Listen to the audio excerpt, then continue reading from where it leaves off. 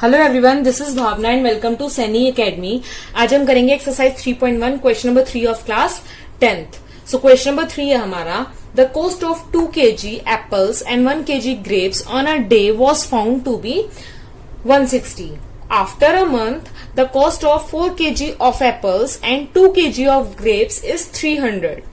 Represent the situation algebraically and geometrically. हमें बोला हुआ है कि 2 kg एप्पल्स और 1 kg ग्रेप्स की जो कॉस्ट है वो है 160 और 4 kg एप्पल्स और 2 kg ग्रेप्स की कॉस्ट है 300.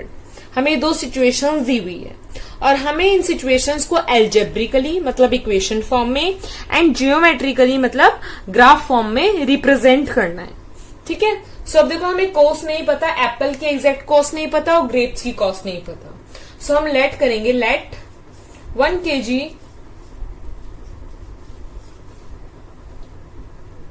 let cost of 1 kg apples, 1 kg of apples is equal to rupees x. Apples की कॉस्ट हमने मान ली 1 kg की x है. Cost of 1 kg of grapes, grapes की कॉस्ट हमने मान ली है कि ग्रेप्स की कॉस्ट है हमारी y. ठीक है. अब हम इस सिचुएशन को एल्जेब्रिकली इक्वेशंस बनाएंगे. सो हम लिखेंगे अकॉर्डिंग टू क्वेश्चंस हमारी इक्वेशन बनेगी 2 kg एप्पल्स. अब देखो 1 kg एप्पल x रुपीस का है तो 2 kg कितने का होगा, 2x का होगा. ऐसे ही 1 kg ग्रेप्स कितने का है, y का है. So 2x plus y is equal to कितने रुपए के हैं दोनों, 160 के. सो ये हमारी इक्वेशन 1 बन गई है. ओके. अब इक्वेशन 2 देखेंगे हम. इक्वेशन 2 क्या बनेगी हमारी, ये हमारी फर्स्ट कंडीशन की इक्वेशन बन गई है. सेकंड कंडीशन देखेंगे हम.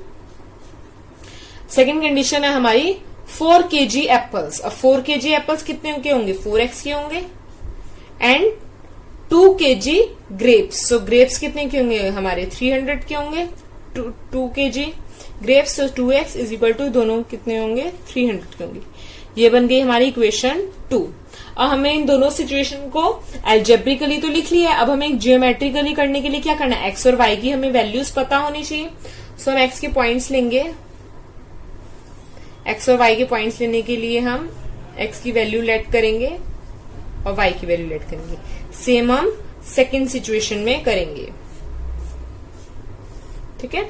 सो पहले फर्स्ट सिचुएशन देखते हैं हम. फर्स्ट में मान लो x की प्लेस पे हम 0 पुट कर देते हैं. अगर x की प्लेस पे 0 पुट कर दिया तो ये क्या बन जाएगा, 0 plus y is equal to 160. So y की वैल्यू क्या आ जाएगी हमारी, 160 आ जाएगी.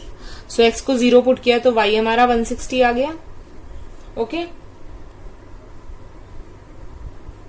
ऐसे ही मान लो अगर y की वैल्यू हम 0 पुट कर देते हैं.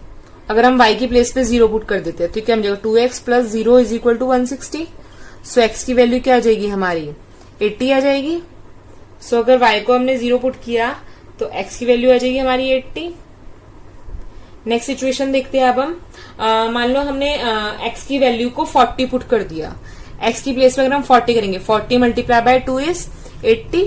सो 80 plus y is equal to 160. So y की वैल्यू क्या आ जाएगी हमारी, 160 में से 80 गए, 80 उधर जगह माइनस हो जाएगा, 80 आ जाएगा. सो अगर हमने x की वैल्यू 40 पुट किया सो y की वैल्यू क्या आ जाएगी हमारी, 80 आ जाएगी. ठीक है. ऐसे ही हम सेकंड सिचुएशन में इनके पॉइंट्स लेते हैं. सेकंड सिचुएशन में मान लो x की वैल्यू हम 60 लेते हैं. ठीक है. अगर x की प्लेस पे हम ये हमारा y था, अगर हम x की प्लेस पे 60 लिखते हैं तो 60 मल्टीप्लाई बाय 4 इज 240. सो ये क्या हो जाएगा, 240 plus 2y is equal to 300. So 2y is equal to 240 उधर जाकर क्या हो जाएगा, माइनस हो जाएगा. 300 में से 240 क्या आया, 60. सो y की वैल्यू क्या आ जाएगी हमारी, 30 आ जाएगी. सो x को अगर हम 60 पुट करेंगे सो y हमारा 30 आ जाएगा. अब मान लो हमने x की प्लेस पे 40 पुट कर दिया, जहां पर x है वहां पे 40 पुट कर दिया. 40 multiply by 4 is 160. So 160 plus 2y is equal to 300 है. सो 2y 160 थे प्लस में उधर जाकर क्या हो जाएगा, माइनस हो जाएगा. सो ये क्या बन जाएगा, 140. सो y की वैल्यू हमारी क्या आ जाएगी, 70 आ जाएगी. ऐसे ही मानो x की प्लेस पे अगर हम 20 पुट कर देते हैं तो x की प्लेस पे अगर हमने 20 पुट कर दिया, 20 मल्टीप्लाई बाय 4 इज 80.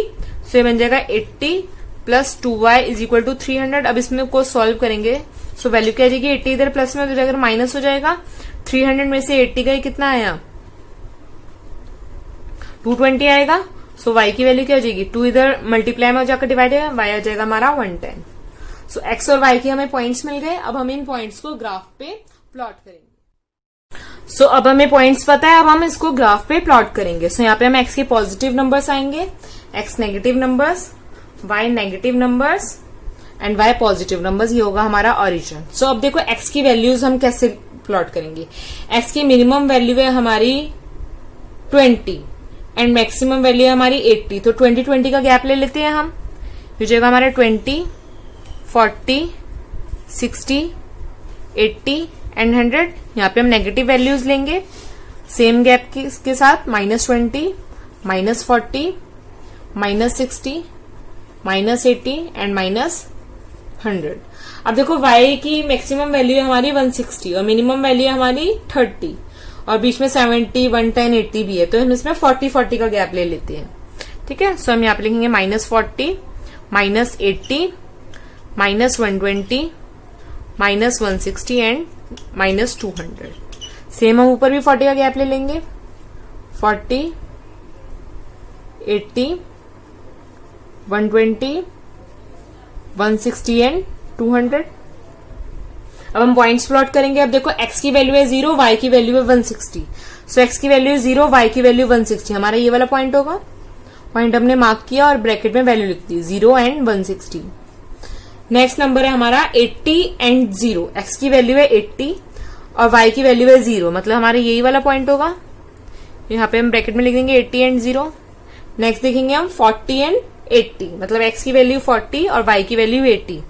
तो ये पॉइंट यहाँ पे होगा 40 एंड 80 मार्क करेंगे। यहाँ पे लिखेंगे 40 एंड 80। अब इससे एक लाइन ड्रॉ होगी, सो हम वो लाइन ड्रॉ करेंगे। हमने एक स्ट्रेट लाइन ड्रॉ कर दी इन पॉइंट से।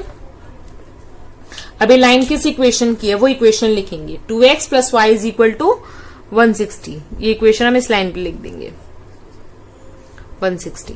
ओके, नेक्स्ट देखेंगे। अब हम नेक्स्ट है हमारा x की वैल्यू है 60, y की वैल्यू है 30। x वैल्यू 60 एंड y 30, तो ये पॉइंट यहाँ पे होगा हमारा, मार्क कर दिया। x की वैल्यू 60, y है हमारा 30। नेक्स्ट 40 एंड 70, मतलब x की वैल्यू है 40 और y की वैल्यू है 70। तो 70 या 80 से थोड़ा सा नीचे होगा, ये वाला पॉइंट होगा। यहाँ पे हम वैल्यूज लिखेंगे 40 एंड 70। नेक्स्ट है हमारा 20 एंड 110। x की वैल्यू है 20 और y की वैल्यू है 110। ये पॉइंट हमारा यहाँ पे होगा। यहाँ पे हम लिखेंगे 40 एंड 110। अब देखो ये 3 पॉइंट्स आए हैं हमारे। अब इन पॉइंट्स से भी हम एक लाइन ड्रॉ करेंगे।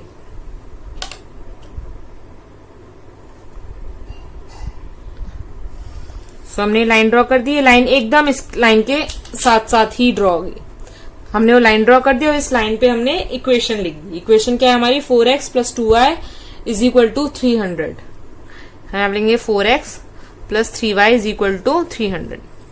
आप ग्राफ पे करोगे तो वहां पे क्लियरली सब समझ आ जाएगा। ठीक है, हमने दोनों इक्वेशंस को एल्जेब्रिकली रिप्रेजेंट कर दिया बाय इन इक्वेशन फॉर्म और ये हमने ज्योमेट्रिकली रिप्रेजेंट कर दिया।